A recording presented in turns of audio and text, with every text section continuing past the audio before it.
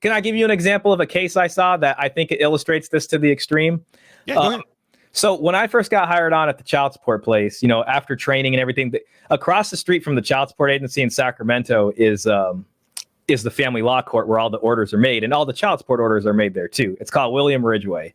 And I'll just stick to the thing. I went there because they took us to see hearings so we can see actual real people going up in front of the commissioner and getting the minute orders and seeing what happens.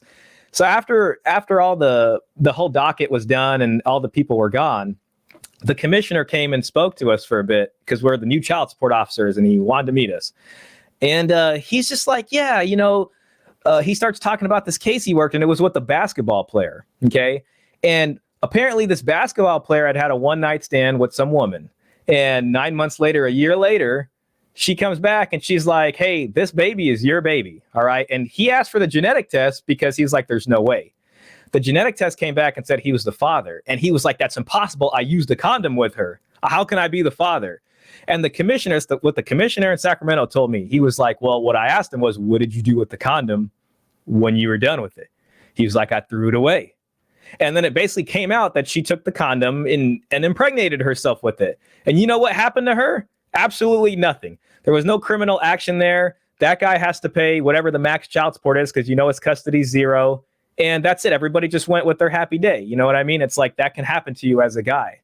It almost happened to Drake. Right. You heard the story, right? Drake puts, I guess he puts hot sauce in his before he ties. I heard about that. He's smart. Listen, forget the hot sauce.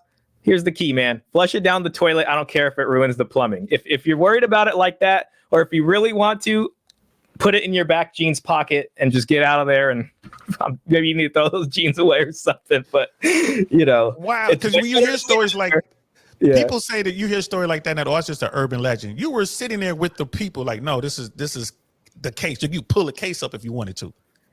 Yeah. Well, yeah. I mean, I have so many case examples where I've seen like nutty things happen like that.